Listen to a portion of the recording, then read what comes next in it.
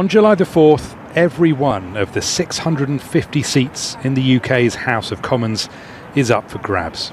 For the victorious party comes power, and for the party leader, the keys to 10 Downing Street as Prime Minister.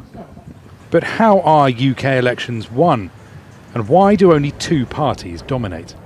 Now, the first thing to know is that in the UK, you only ever vote for your local constituency MP. You never actually directly vote for the Prime Minister.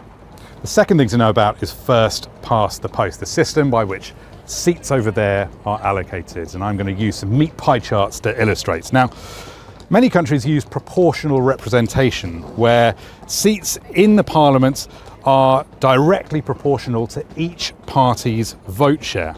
But in the UK, only the party that wins each constituency, or the first past the post, gets that seat.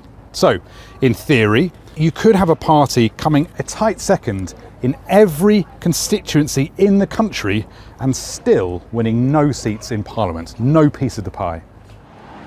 That never actually happens, but first past the post does have a profound influence on British politics. Particularly for smaller parties or parties that have their support more evenly distributed across the country, it is quite hard to get members of Parliament elected. So we've ended up with a two-party system.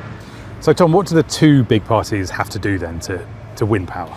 They have to build broad churches. What they have to do is to bring into their party quite a wide range of political views. Sometimes perhaps the left of one party almost crosses over with the right of another. In the UK, it is very, very rare indeed for the party that has secured a majority of seats in the House of Commons to have actually had a majority of the votes of the electorate. The next Conservative government will give defence the high priority that it demands.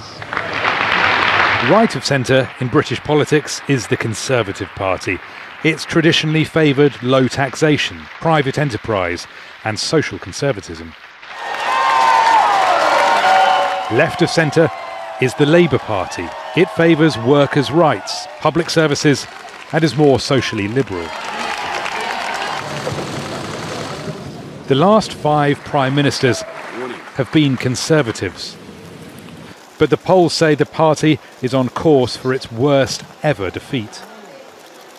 Stop the chaos, turn the page and start to rebuild our country.